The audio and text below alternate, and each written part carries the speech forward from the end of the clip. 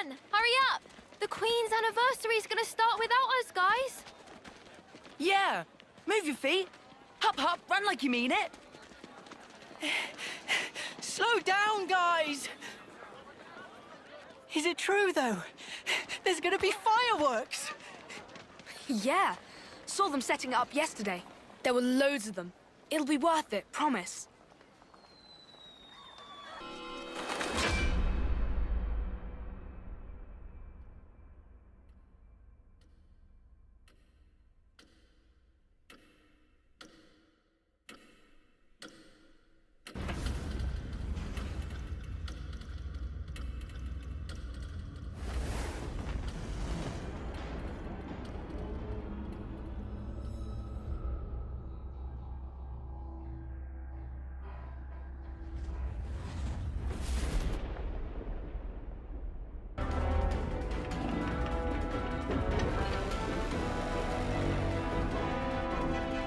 Two colossal martial nations locked in war.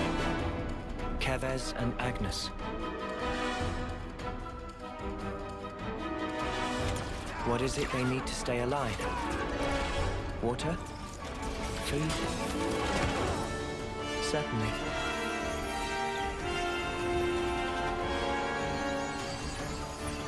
But what we need most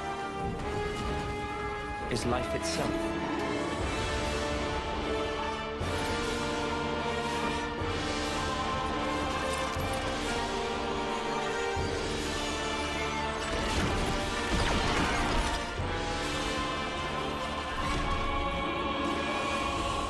Taking each other's lives,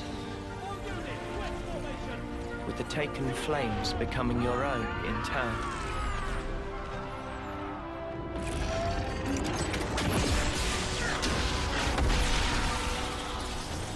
While the other, the one whose essence is stolen,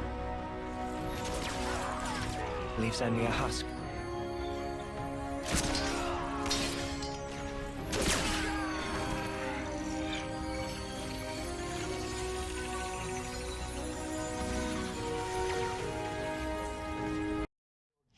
By computers and corporations, a reality designed to replicate a real human experience.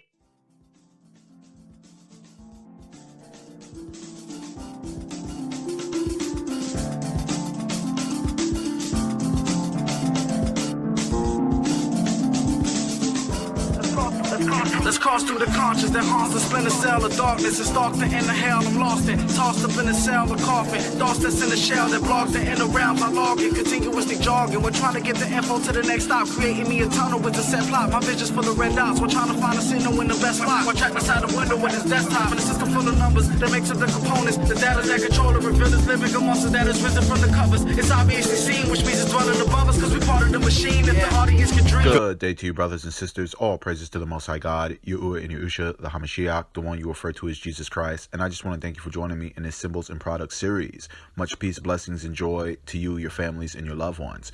So I noticed something very strange happening in the animation and cartoon world. And as I've stated before in this ministry and on this channel, it is very important and imperative to understand that we should be presiding over our children, because the cartoons and animations that are currently being released are heavily indoctrinating the masses to believe in this new age reincarnation Luciferian nonsense. And it is now apparent that the video game world is no different. The intro to the video game that you saw was a very well-known series for the Nintendo Switch called Xenoblade Chronicles. Now, most people would ask me, well, what would I know about this in particular? Because I used to be a hardcore gamer and I still play games to this day. And the Xenoblade series was one of the most interesting series that I've ever played. I know some of you are wondering, well, why am I saying all of this? Because that is going to lead to the topic of the video. So let's get into the first photo. So as you can see here, there is a very interesting animation TV genre called Isekai. And if most people have been paying attention as of late, this genre in particular has become the most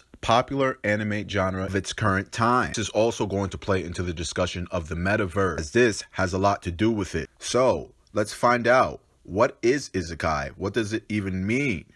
So it states here, Isekai is a subgenre of fantasy in which a character is suddenly transported from their world into a new and unfamiliar one. The Western world is no stranger to this concept, as it appears well-known works of Western literature, such as Lewis Carroll's Alice in Wonderland. And brothers and sisters, we are aware of the Alice in Wonderland programming, as we have seen this programming in The Matrix, and it also appears in The Purge. We also see it in that movie that has a 2023 trailer called Megan, right? With the AI robot, which I have exposed here in this ministry and on this channel. So this genre in particular focuses on a person who dies in the real world and is transported to some fantasy world where they are given a quote-unquote second chance and are able to do all the things that they weren't able to do in the previous world that they lived in. So we know that this is nothing but metaverse programming. When the final shutdown happens and we transition into the new world order and all in-person interactions and jobs cease to exist, those who have taken the mark of the beast and have chosen to participate in the beast system will have the opportunity to live in these quote-unquote different worlds where they can be whoever they want to be. Everything in regards to their past life just be another hallmark of history. So again, shows like this that you think may not be doing harm to your children is conditioning your children to accept the fact reincarnation is real, and that stems nothing but from Luciferian practices and New Age spiritualism. And we know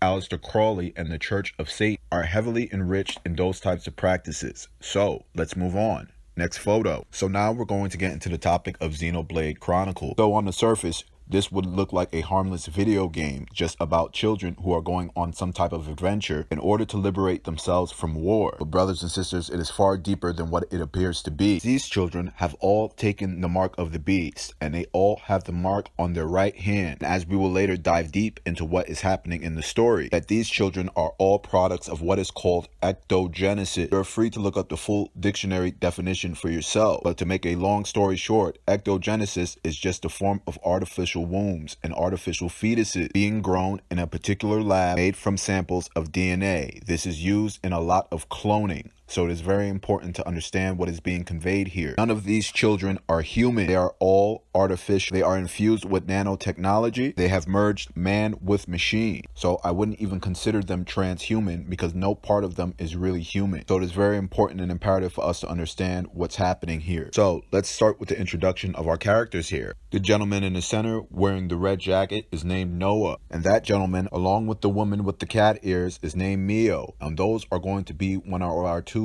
main protagonists. The one to the right of Noah is named Lance. The one next to Lance is named Uni. The girl next to Noah is named Senna. And then the black gentleman at the end with the glasses is named Tyon, which you can make the interpretation that it is nothing but a play on words, as Noah can be referencing Noah's Ark, and Tyon is nothing but a play on words for Zion, which is nothing but a reference to the city of God. So it is very important and imperative for us to understand this. As most of you know, Tyon is a very interesting name choice, that character in particular, because as we know, some of the people from the 12 tribes of Israel were of black descent. So again, this is nothing but mockery. So there's something very interesting about these characters in general. They are in a squad of 6. They also carry the power of the serpent, or the Ouroboros, which gives you your 6. Each one of them possess a single Ouroboros avatar form, which gives you another 6. They all possess the mark on their right hand, which is another 6, giving you your 666 coding for your mark of the beast. So it is very important and imperative to understand what is being conveyed to us here. If you look at the next photo, you're able to see when Noah and his party activate the Ouroboros powers, the eye of the serpent appears either in the left or the right eye. And as we're able to ascertain from the next photo, I wanted to talk deeper in regards to the two colossal nations locked in war,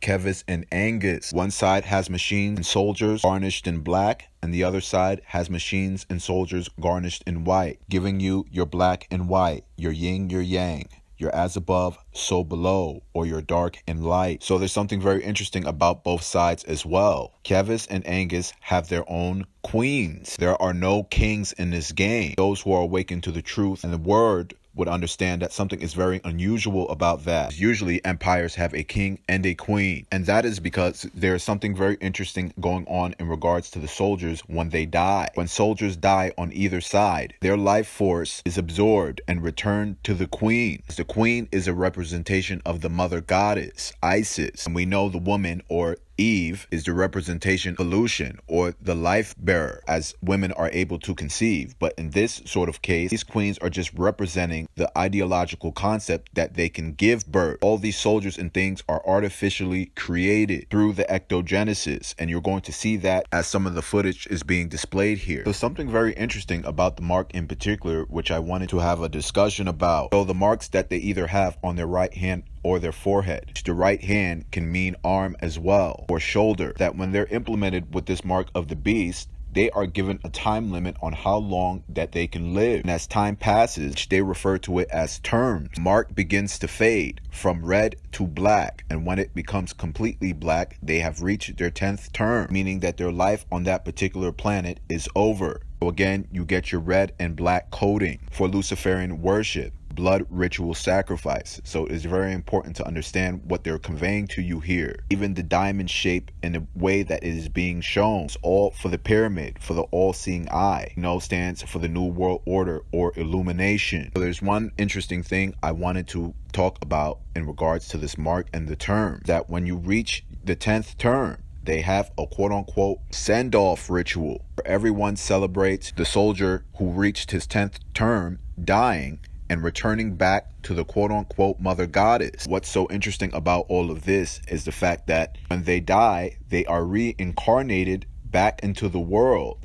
with their memories somewhat wiped. So they're in a constant flux of dying and being reincarnated, then dying again, and then being brought back to life. Each time their memories are wiped. And understand this gives credence to the scriptures. The Son of God states that during this time period that people are going to seek death and cannot find it, meaning those who have taken the mark of the beast participate in the New World Order Beast Society, going to be trapped in the metaverse. There is a movie I'm going to do a documentary on and that I'm going to release next weekend called Altered Carbon. I've exposed some of the videos here a long time ago, almost about 2 years ago, but I'm going to expose it in a full depth detail and breakdown of what is going to actually happen in regards to this metaverse and transferring consciousness and all of this nonsense. Again, brothers and sisters, all these games that look innocent on the surface is not what they appear to be. Watch over your family members, watch over your children, and make sure they are not playing things that you do not know anything about. When you see these symbolisms, you bring it to their attention. I just want to thank you for joining me in the Symbols and Products series. Much peace, blessings, and joy to you, your families, and your loved ones. Generated by computers and corporations, a reality designed to replicate a real human experience.